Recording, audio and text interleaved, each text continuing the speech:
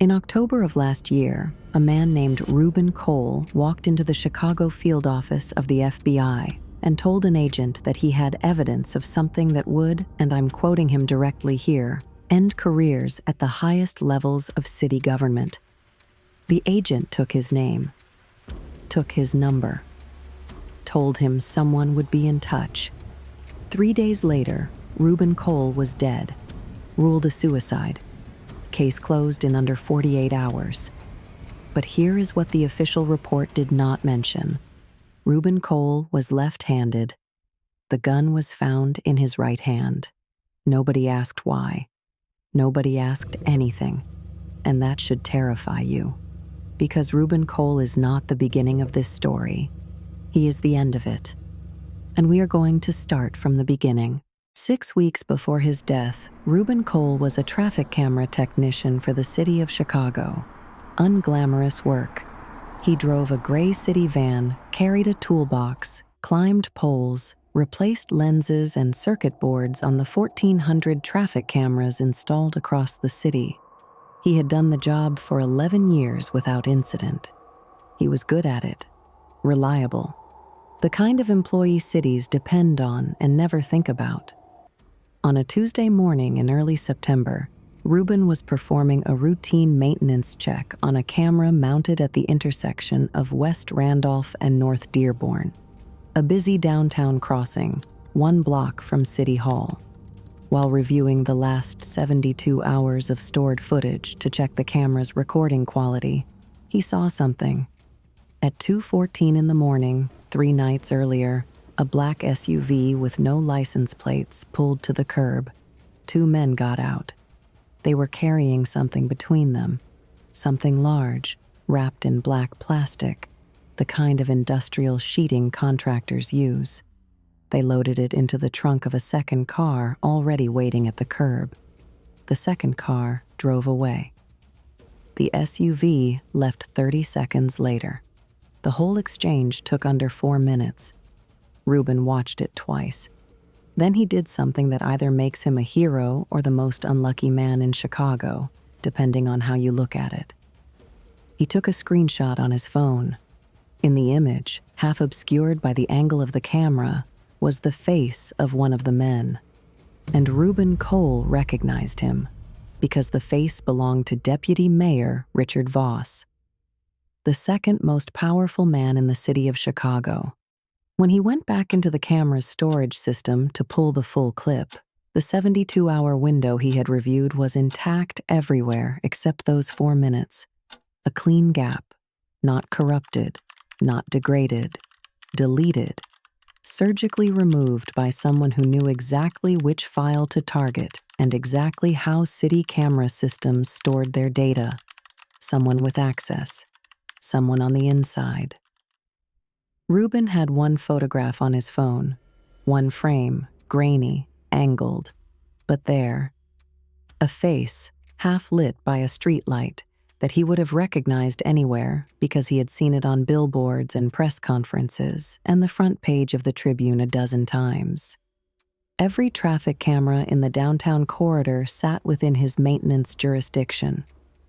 Over 14 working days, under the cover of routine service calls, Reuben quietly pulled archived footage from 17 different cameras. What he assembled frame by frame was a timeline. The black SUV appeared on 6 separate cameras over 3 months, always between midnight and 3 a.m. On 3 of those nights, Richard Voss appeared in at least 1 frame. On 2 of those nights, so did a man Reuben didn't recognize, tall, gray suit, always facing slightly away from the cameras with a precision that suggested he knew exactly where they were pointed. Reuben copied everything onto a USB drive. He kept the drive in a waterproof bag taped to the underside of his bathroom sink.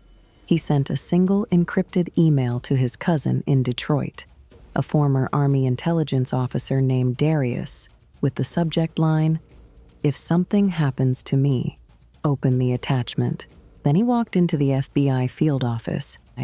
The FBI agent who took Reuben's statement was a man named Special Agent Thomas Riley. 11 years with the Bureau. Clean record. By all accounts, a thorough, professional investigator. Agent Riley logged Reuben's visit. He filed a preliminary report. He noted the allegation, the nature of the evidence described, and the name of the public official implicated. 48 hours later, Agent Riley requested a leave of absence for personal reasons. He has not returned to work since. Reuben noticed. He waited 4 days for a follow-up call that never came. He called the field office twice.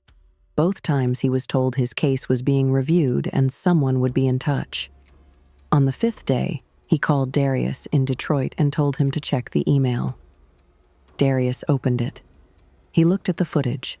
He told Reuben to get out of his apartment that night and go somewhere no one would look for him. Reuben said he was being paranoid. Darius said he wasn't. Reuben did not leave his apartment. 2 days later, a neighbor reported not seeing him for several days. Police conducted a welfare check. They found Reuben Cole in his living room, a handgun on the floor to the right of his body. The medical examiner ruled it a suicide within 24 hours. The speed of that ruling, for anyone who has worked in forensics or law enforcement, is remarkable. A proper investigation of an unwitnessed death typically takes days, sometimes weeks. This one took less than a day. Darius Cole drove from Detroit to Chicago the morning he heard the news. He went straight to Reuben's apartment. The police tape was already down. The building manager let him in to collect personal items. The bathroom sink had been recently removed and reinstalled. Darius could see fresh caulk around the base. He checked underneath anyway. The USB drive was gone. Darius had the email attachment. He had the footage. He had the photographs. He had everything Reuben sent him. He took it to a journalist at the Tribune named Ann Marsh, who had spent 6 years covering City Hall corruption and had the sourcing and the reputation to publish something like this without getting buried. Ann Marsh reviewed the material for 4 days. On the 5th day, she called Darius and said she needed to meet him in person. He drove to Chicago. Ann Marsh sat across from him in a diner on Michigan Avenue and put a folder on the table between them. She said, "Before I show you what's in here, I need you to understand that what I'm about to tell you is going to change the way you see everything Reuben found." Ann Marsh opened the folder. Inside was a photograph, a surveillance image, high resolution, taken from a camera across the street from the FBI field office. It showed a man walking out of the building. The man was Reuben Cole. The timestamp said 4:47 in the afternoon. The date was the day he died. Reuben Cole had gone back to the FBI field office the day he died, not to report something new. Ann Marsh had pulled the visitor log. He had gone there to meet someone. The name on the visitor log was not Agent Riley. It was Deputy Mayor Richard Voss.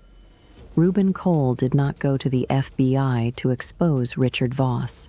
He went to hand over everything he had collected. Reuben Cole was working for him the entire time. The footage, the timeline, the USB drive, the encrypted email to Darius. None of it was evidence against Richard Voss. It was a test. Voss needed to know which cameras had captured the exchanges, which angles were compromised, which archived files still existed on servers he did not yet control. And he needed someone invisible to find out. Someone with full access to every traffic camera in the city. Someone whose maintenance calls would raise no flags. Someone who could map the entire exposure for him. Reuben Cole had spent 2 weeks handing Richard Voss a complete picture of exactly how much evidence existed and exactly where it was stored. The USB drive under the sink was not a backup. It was the delivery mechanism. And the email to Darius, the one that said, "Open this if something happens to me," was sent because Reuben was supposed to disappear anyway. That was always the plan. Ann Marsh looked at Darius across the table and said, The question is not whether Reuben was working for Voss. The question is whether Reuben knew what was going to happen to him when the job was done. Darius sat with that for a long time. Then he picked up the photograph of his cousin walking out of the FBI building, and he looked at Reuben's face. Richard Voss was reappointed to his position 6 months ago. He gave a speech about infrastructure and public safety. There were photographs of him shaking hands in front of a row of newly installed traffic cameras. The cameras were maintained by a private contractor. The city no longer uses in-house technicians for that work. The change in policy was approved 3 weeks after Reuben Cole died. Darius Cole still lives in Detroit. He still has the email. He still has the footage. He has given copies to 3 different people he trusts, with instructions that mirror, almost exactly, the instructions his cousin gave him. He calls his aunt, Reuben's mother, every Sunday. She still believes it was a suicide. He has never told her otherwise. He doesn't know if he ever will. The thing about a city is that it runs on systems.